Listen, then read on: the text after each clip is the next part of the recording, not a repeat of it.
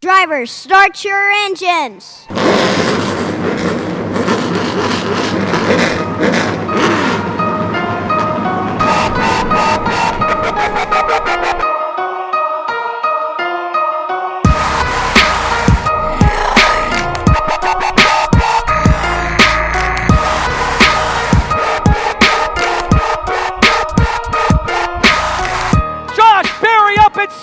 And the entire first half of the field is in the outside wall in turn number 3.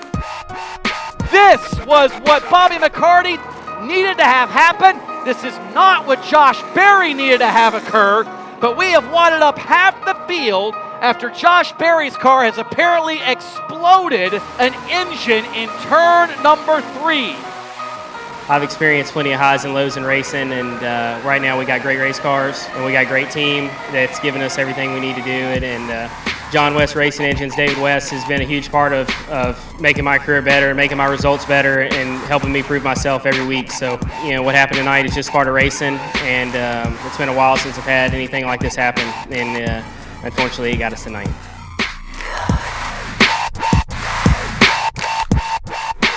Talk to Bobby, says it hasn't been the year we wanted, but we keep fighting. We keep putting ourselves in position. And with 1 lap to go, Bobby McCarty is 3/8 of a mile away from victory for the second time this season in the Cars Late Model Stock Tour. He will unofficially take over the series point lead entering South Boston, and Bobby McCarty will win the late model stock portion of the Thrifty Tire Per Your Tank Line's Mid-Atlantic Classic. I really could care less about the points. I know that sounds kind of crazy, but we need to get back to where we was last year, where we had cars that was the car you had to show up to beat. So you know, we just got to focus on that and do what we can to get back to winning races, and definitely felt like we was stepping in the right direction this weekend, and really couldn't show it in qualifying because of the deal we got. But like I said, we need to get our cars better, so I'm going to win. I could care less where everybody else finished. I just want to make sure that by the end of the day, they all got to beat this 22 car. So we're going to go to work. Still got some work to do. We finally just got this car back. This is the car that got wrecked at Carteret, and we had to run it back up at Hickory. So first race back out with this car, and bad deal for everybody that got caught up in 3 and 4. Hate to see tore up race cars like that, but you got to count your blessings. So we'll move on to South Boston.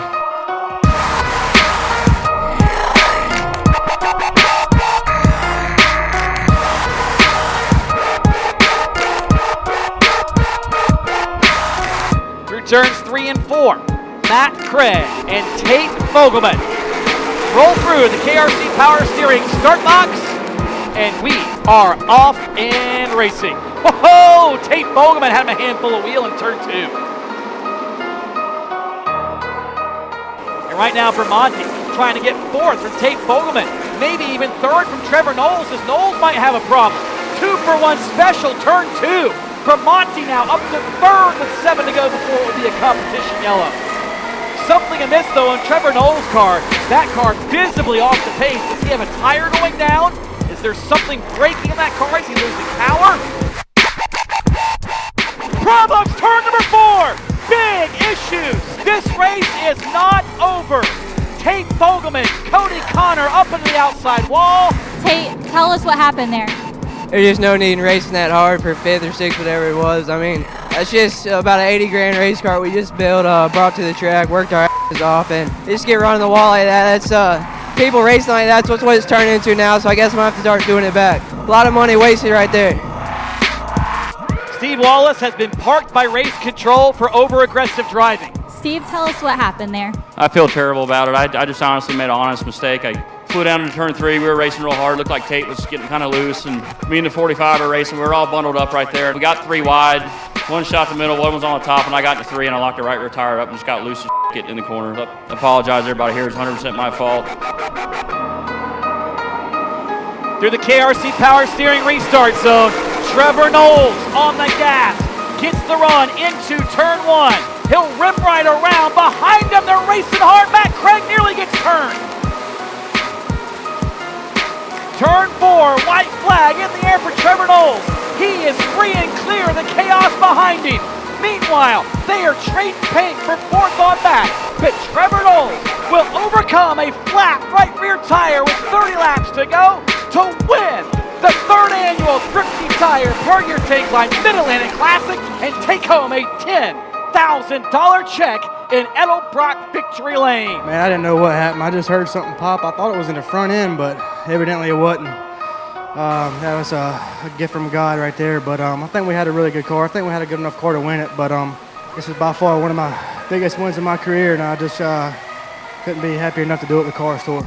Yeah, it was pretty hectic coming to the field right there. Just cars were worn everywhere. It was carnage, and it was a long race. But I'm glad we're standing here in Victory Lane. Trevor Noles, enjoy it. The biggest win of your career. You're $10,000 richer. Thank you, Tony.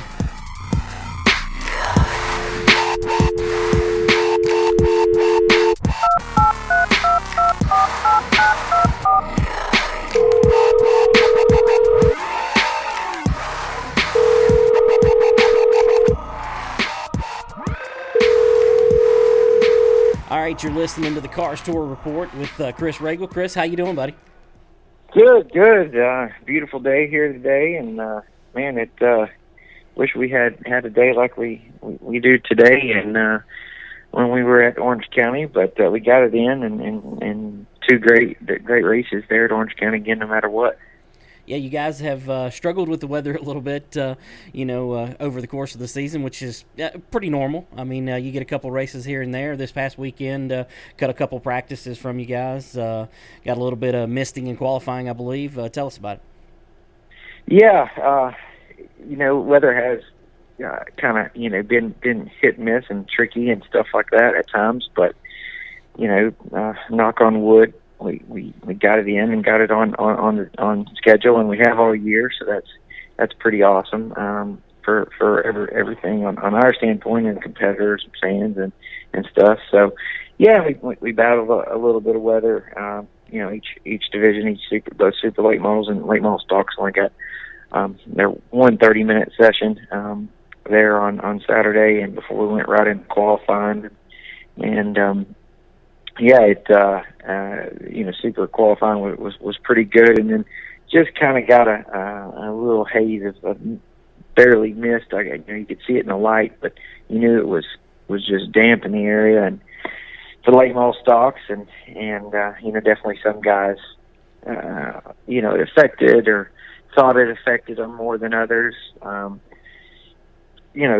the guys at the end. Maybe they were a little faster, because of it, but also you had some good guys there qualifying at the end. So, from a standpoint of a show deal, Bobby McCarty, who was the eventual winner, qualified 11th. So I know he was kind of, wasn't too happy about that, but I guess it's no different than that's what the randomizer of the qualifying draw is that's just a random deal and a look of the draw type thing. Well, I mean, it sounds like the way it worked out, eventually he won the race, qualified 11th. I'm going to assume that helped him miss the incident on lap 3 when Josh Berry had a flywheel issue, cut his oil filter, I believe he said on Facebook, dumped oil all over the track, crashed a bunch of cars. So I guess that eventually helped Bobby out. Yeah, I mean, it all played in his favor, and that incident there with Josh it just sucks all the way around. It took out about 8 or 9 cars, and good cars guard. Whenever the leader has something like that happen going into a turn, it just really kind of affects everybody, and you got all 22 cars that have to dodge it, and right on entrance, it's just kind of hard to do. And on a restart at the beginning of the race, everybody is packed together. So, just bad deal all the way around. Bad for Josh, bad for the competitors. Destroyed a couple cars and but no one to blame. Just total no one to blame. And it just it just sucked for everybody. I don't know how else to put it that way. But that's just racing as it happens. There are a lot of things that nobody, including ourselves or teams or whatever, can control, and that was just one of those things. Right. One driver who got hurt by that was pole sitter Craig Moore. He got caught up in that. Obviously a favorite there at his home track, and really a favorite in these last two races, having won South Boston, the last time out. So I'm sure he's got a lot of work to do to get his car back together. You speaking of the flywheel, I guess some other guys had some flywheel issues. Do you know anything about that? Yeah. I don't know what it is, and that was definitely a pretty big talk. We had 3 different incidences. Right after Sammy Smith's qualifying run, he thought it was an engine issue. It ended up being a flywheel, and had to change it, start the rear, and obviously Josh with that. And then a little bit later, we had an incident with the one D of Terry Deese. Put some fluid and went smoking, and kind of the same thing. It was a flywheel, and it may have cut a pan on his, but I don't know if it's these guys running a lot lightweight flywheel that is they're just pushing it to the max, or who's to say that they could have had 1,000 laps on them. I don't know that thing, but I think it's something that they need to look at, and we maybe even we look at and stuff like that. But that when those flywheels come apart, I know on Josh's it about cut the headers in half too. I mean, it just really it's like throwing a grenade underneath there. So bad thing, and something to look into here with these late model stocks. Yeah, that's crazy for sure. Other than that incident, race was fairly clean until the end. I guess Brandon Pierce got into Adam Lemke, and eventually he was penalized. Tell us about what you saw in that incident. Yeah, I mean, some good racing. Josh and Justin Carroll, raced side by side before Josh finally got out there, and there at the end it was all Josh and all Bobby there out front, and for in the final 10 laps, I'm kind of seeing contact between the 2 and the 98, and kind of watching it, and finally just on the lap, that this is I think the battle for 5th or 6th at the time, and just easy to see, easy to watch. In my opinion, whenever there's incidents or contacts, therefore I get to convey my opinion to what it is, like no different than any other referee or whatever. But in my opinion, once it finally came to a head, it was on the last lap, and with the 98 in front of the 2, the 2 kind of gave a shot to the 98. The 98 going around. And actually put him a lap down, and took away what I thought unnecessary, and came right away, and it was at the same time probably within about 60, 80 yards or so, right when Bobby's coming out of 4. I felt like it was safe for him to get to that checkered flag, so no need to throw the yellow. And the 98, once he did spun, he actually stalled it, and it stayed up top, up against the wall, and so we went ahead and did finish the race, but no opportunity to black flag the 2 or anything. But as soon as it happened, I just said the 2 car, you're not going to get that finish, and we kind of penalized him and put him to the rear of the cars that were all in the lead lap there. So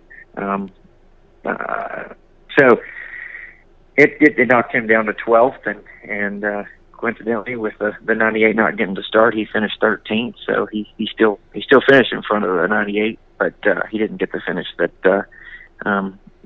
he thought he was. And I think looking at the replay and everything that I saw, and me and him talked a long time after the race, and he was saying there was some chopping of the 98, and he's saying that 98 So the brake, hit the brakes a little bit going in, and just kind of a plethora of different reasons why it came to that. I can't really see who's getting on the brakes and this and that, and then I look at the replay and with the hash marks on the track, it was easy to see they both stayed underneath the hash mark, so it wasn't anything absurd. For me it was a pretty easy call. I don't think he felt that way, but that's what happens whenever you invite me into the situation. Right, you've told us that before. You don't have to make decisions if nothing happens. But I've got to ask, given all the contact that's happened this year, between Josh and Bobby, and Brandon Pierce and Ryan Repko, both at Motor Mile, and other incidences throughout the year, why a penalty on this one?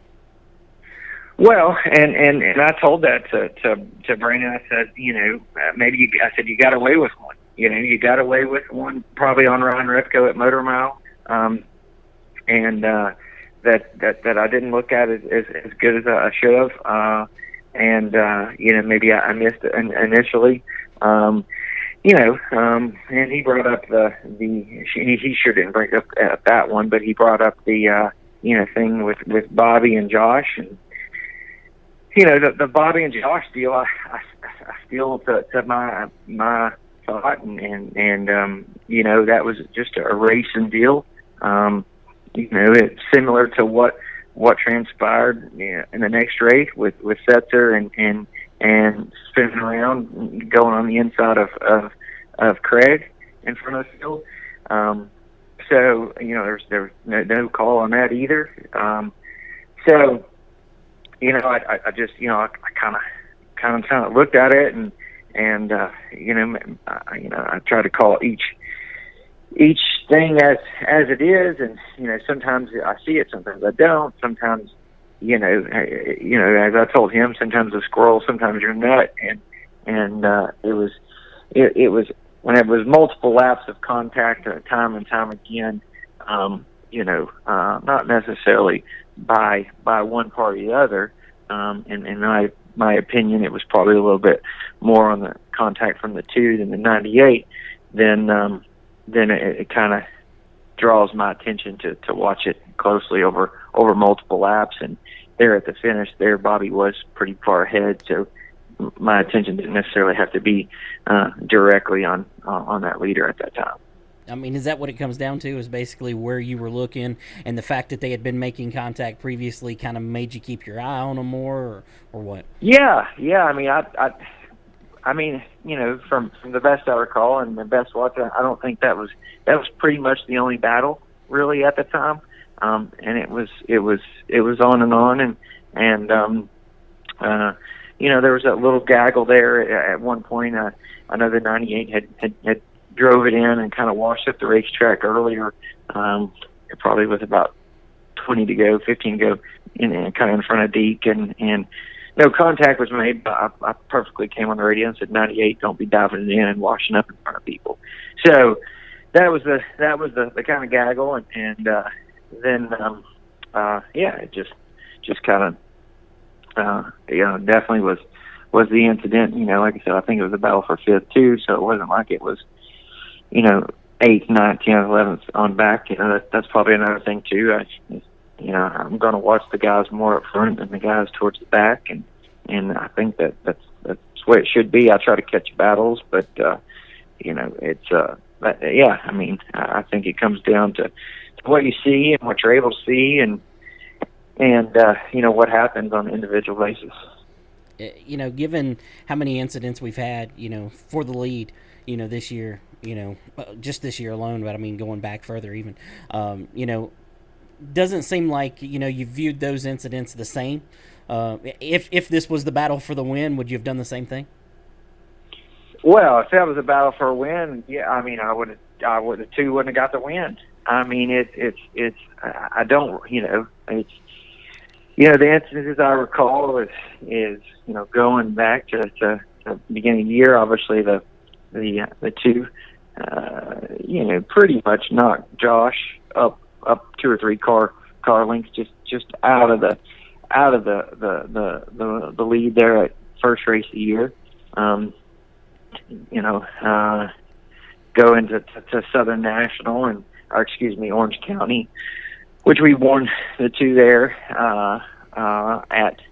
for a lot of contact with Taylor Gray, and but you had you had Josh and Lee, and that was just good racing. A little rough at times, but good racing amongst a group of good cars, and I want them to touch. I want them to have contact and this and that. I'm not trying to take that away. I think that's pretty easy to see. But then you go to places like Langley. Last lap they're battling. Lane gets into the 22.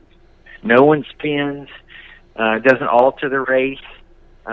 Anything like that as far as spinning. And then Bobby goes and gets into him and sends him up the track, and once again no one spins. No reason to throw a yellow. There's no chance of altering the race. And Motor Mile, obviously, because of the Brandon Pierce and the Repco deal on a white flag, and where it happened to come off of two, that did alter the race, where we had to do a green light checker. And that's just a race and deal. I didn't think that anybody, I didn't really think that Bobby did anything wrong, and necessary Josh didn't do anything wrong, but I did feel that when I saw Brandon here and looked at the replay and slowed it down and watched the body of the 98 buckle from behind, and the angle that we do have there from at Orange County, it was a pretty easy call. Listening to you talk and going through all of those instances, does it somewhat come down to a history with Brandon? Maybe somebody you've had to talk to in the past. I think so. I think there's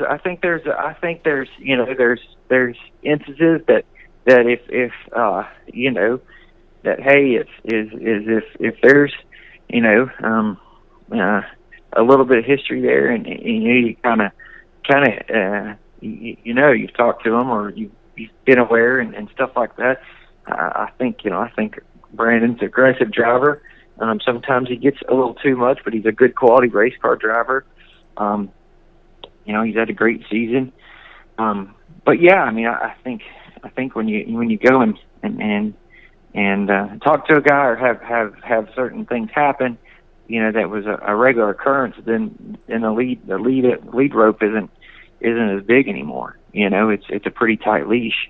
And that, I think that's kind of what we do at the Cars Tour in general. Going there, and I think that's just kind of what we do. And the same thing as Jeff Oakley. We reinstated him after about a 2-year thing, and he probably finished 13th or 14th. Didn't have a front end on it, but guess who was our random in tech the other night? So, and it was something that he knew ahead of time. Hey, you're going to be my random. If you finish 19th or 20th, you're my random car. Just so you know, don't load up. So that's just kind of how we try to do things, and yeah, I think so. Going back to your question, yeah, is history a little bit of it? I think so, but there's, everybody starts off with a clean slate each and every race, that's for sure. Gotcha. All right, we'll move on from that. Of course, Bobby McCarty scored the win, which, with Josh Berry's problems and, Bobby's victory kind of flipped the points. Where do we stand on that? Yeah, so with everything, it was a total of a 20-point swing, which is, kind of in Cars Tour, unlike a lot of short track series. When we have such high car count, you're going to see points swings like that. And so Bobby went from being 11 behind to actually 9 to the good. So Bobby will go into the championship week with a 9-point lead over Josh. So for me personally, and kind of the way I've been talking to it, you fans, there's no reason not to be there or tune in, because you're going to see, two of the best veterans and probably the best ever championship battle in Cars Late Model Stock history on November 2nd. Yeah, it'll definitely be interesting. Have you ever had it this tight going into the final race? You know, I feel like we've had instances where it's been tight, you know, and probably this tight. But I don't know with you know, if you look at the stats which I've already done, they have the same average finish at South Boston, same average starting position. You know, they've you know, it's, I kind of think of it as Bobby's track that he and his team's kind of familiar with, and kind of their home area. But Josh has led all categories, and he's led the most laps more than anybody. He's won the most poles and the most wins, and so all bonus point situations where you win a pole, you get a point. You lead a lap, you get a point. You lead the most laps, you get a point. So that's everything he has done all season long. So if you look at the stats and you look at the numbers of it, it's very going off of history, and that's all we have to go off of. It's tight at that particular racetrack, but Josh has the upper hands on what he needs to do in order to pick up the maximum points, which is what he's done all year. Right, and you know, to make it even more interesting, you know, Bobby, I don't believe, has made a start at South Boston this year. Josh has dominated the first half of the Thunder Road 200 in July before getting inverted and getting taken out. So obviously he's got a really good setup there. So it should be a really interesting way to finish this season out. Yeah, I think so. I mean, I feel like I said, I feel like we've had some other tight things, but not. Two of the veterans like that really at the end of the day, no matter what happens, you'll see the first repeat Cars Tour champion in series history out of any division, no matter who comes out on top there.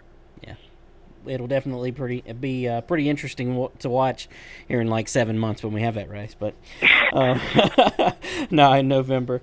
All right, moving on to the super late model race. I want to run through it really quick. Not a lot happened, but a little bit to get to the point of Trevor Noles picking up the victory. Pretty clean race. Trevor actually cut a tire. What's you guys' procedure there when a guy cuts a tire and comes back? Yeah, I mean, it's kind of been the same, you know, for many years here. It's you know, everybody gets you know 4 tires that they can lay out, 2 right sides and 2 lefts. We come through and mark them that they have to have them laid out under pace laps. We come through and mark those tires as a dedicated change tire, and that's only if emergency. And that definition of emergency is an approved flat tire. So my official has to go there, see an air gauge, see a hole, see something like that in order to see that there's a flat. Those tires have to be scuffed tires, you know, whether that's, you know, a 2-lap, 3-lap mock run or 95-lap, you know, run from the race before. That's up to the teams.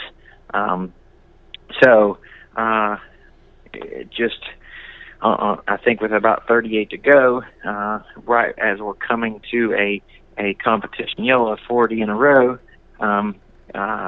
Trevor Noles is within about a car length or 2 from going a lap down, and we get the 40 consecutive green flag laps, and he kind of gets saved there.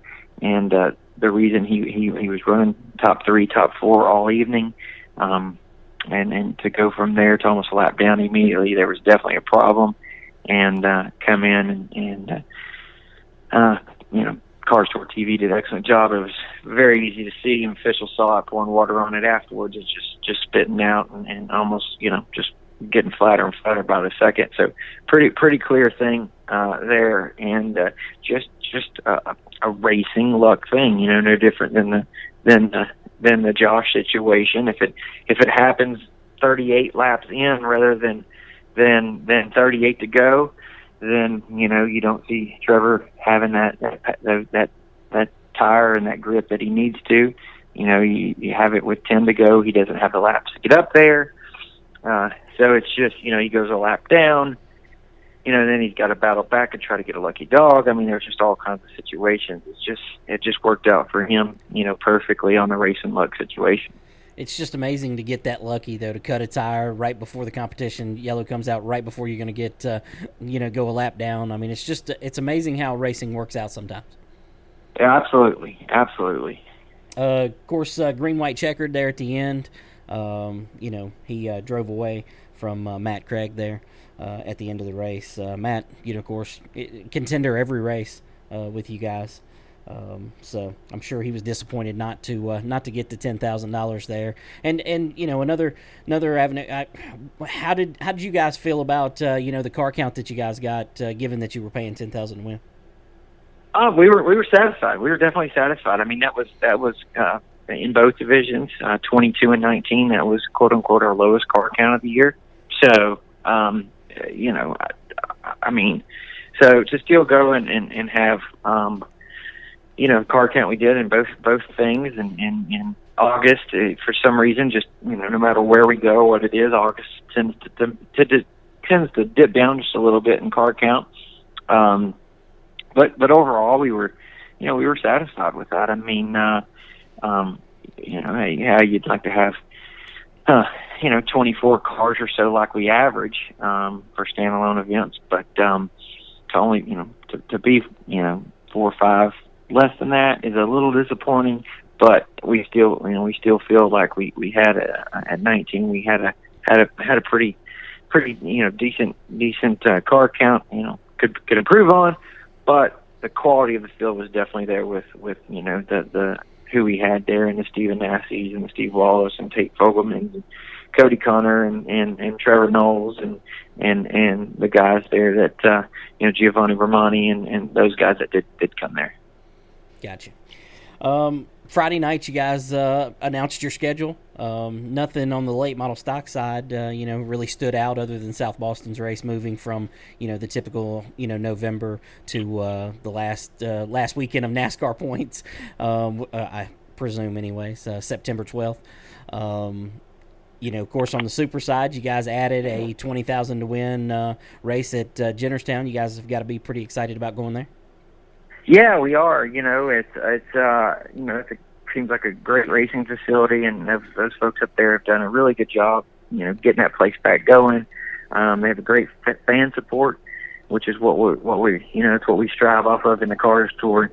It's July 4th. We kind of research everything around, and Jennerstown's kind of in an area that's in the middle of a lot of places or close to a lot of places, and there's no big super races on that race. So, it's a $20,000 win overall, a big purse, $75,000 in purse money.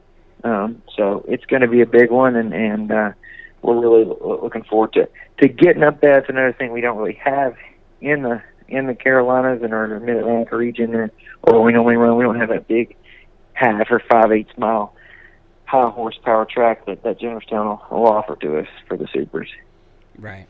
On the late model stock side, or I guess both sides, I didn't get a chance to listen to Speed 51's interview with you on the Bull Ring show Monday, but I did see the story and see a little bit bits and pieces of that. I guess you were talking about maybe taking the late model stocks to a bigger faster half mile track. Yeah, I mean, it could be a possibility. Like I said, we've got 10 races, which we ran 11 this year. And we'll run 11. So it could be a possibility in 2020, even if not in 2020. It's something that, based on feedback and talking to competitors and things like that I felt like the Cars Tour has really built the late model stock group and program and guys that we have now and for the foreseeable future seem to be on board with pulling that rope all in one direction. And talking to them, most all of them were said, yeah, we would be willing to go somewhere a little bit outside the typical, late model stock region if we can go to a place or track that we can't get here in the area.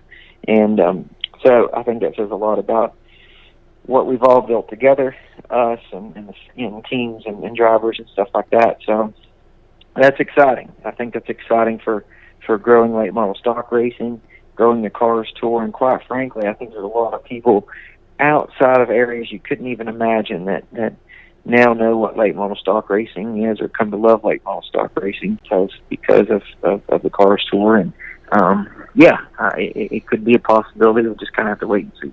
Not that I expect you to tell me, but obviously one of the easiest choices for that would be Nashville Fairgrounds, given that their limited late model division there is basically a late model stock car division. So you'd have some local guys there, and I know a few of those guys that would participate. So obviously that would be I would think that would be a pretty easy one for you. I mean, is that something that you guys have looked into, or no? Well, I mean, it's. There's tracks like that, and that's on our mind. Nashville being one of those. Obviously, we race there traditionally with the supers and on a combined event. But we all know what kind of what the situation is in Nashville, and that's kind of it's very volatile. It feels like it changes on the regular. So, I wish I could say one way or another, or this, or I felt, really good or bad or whatever, Right. So I don't know. I think it's just there's a lot of key elements that have nothing to do with us that more has to do with that particular track that we're all going to have to see what happens here soon. Right. You mentioned combined events. I assume, based on the schedule that you guys put out for the super late models, that you guys will be expanding that with more combined events next year? Yeah. Like I said, we've got a couple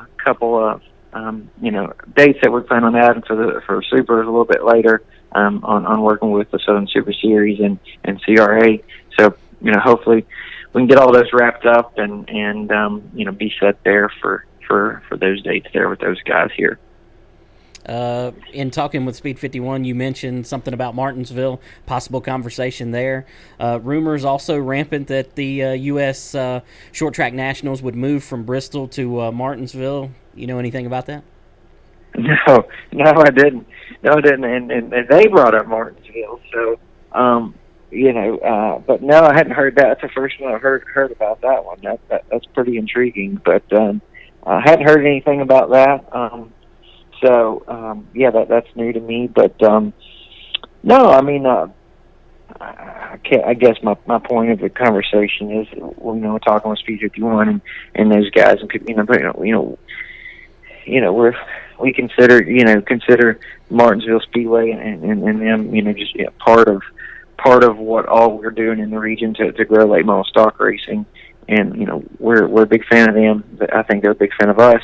And that's, anything that we can do to help each other.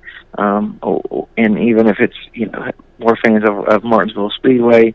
And, obviously we have super late model as well as an option. So, I want every Cars Tour fan and every Cars Tour driver to be at the 300, between now and South Boston. So that's kind of the biggest thing of where that is and where that goes. All right, one last schedule-related question. Obviously, Motor Mile, the only track really missing off of the late model stock car schedule. Motor Mile's general manager, Michelle Vaught, told the drivers in the drivers' meeting that negotiations were still ongoing and that she fully expects to be on the schedule next year. Well, they are. And I kind of, been in communications with Michelle for a long period of time, and I think she kind of knew when our schedule was coming out, and I'd been in talks with her saying, hey, this is where I'm at on things, and this is my time period. So I know they kind of got all kinds of things going on there, so there is still talk. It's still a possibility for sure. And last year we ran both supers and late model stocks both there. Had a phenomenal car count. When it came, even in 2015, we had phenomenal car count last time there. Disappointing and probably disappointing and hugely a huge decision factor from the standpoint of on going there or not is the crowd support there to watch the show that we're there to put on. the way the Cars Tour works and the way our business plan goes is, we have to have fans watching the entertainment value. Whether that's the local fans or it's people coming in, in both times. And while better in 2019, we didn't really see the fans there to support it. You go where you're wanted and go where you're loved. I think that's kind of a common thing. And we really love going to Motor Mile. We love working with the folks at Motor Mile. We just got to have a big crowd coming in and watching, the biggest touring series in the region come in and race. Right. Gotcha. You mentioned that you guys are still talking, that would be your 11th race. I assume you would add a 12th race if you could get a big half-mile track? No, like I said, kind of going back to where it doesn't mean it's a 2020 thing. It's possibilities, I don't think you'll see us run more than 11 points races in 2020. Gotcha. All right. Well, I guess, unless you've got anything else that I might have missed here, I guess we'll pretty much leave it at that. Yeah, no, I think it, covered a lot, and should give a lot of folks a lot of content to listen through here there on Race 22, and it's a long while before we're back at it on November 2nd, and in the meantime, like I said, I hope all the fans, both super and late model fans, there's a lot of big shows coming up. That'll be in the Winchester 400 on the super side, and obviously the 300 for Martinsville. So really looking forward and really hoping to see some Cars Tour regulars there in Victory Lane. Absolutely. And hopefully we'll get back to you before the South Boston race. I know I was supposed to before the Orange County race, and honestly, the way we had been going, I completely forgot. So that was me. I dropped the ball there. But hopefully we'll get back to you before the South Boston race and kind of preview that and look ahead to what should be a great championship battle in the late model stocks. Yes, sir. Like I said, I think that's talking about it and thinking about it. It's I'm really looking forward to South Boston because of the championship there that's on the line and the battle we've got. All right, man. That'll do it for this episode of the Cars Tour Report. We appreciate you joining us. Thank you, guys. Yes, sir. We're sorry. The number you have dialed is not in service at this time.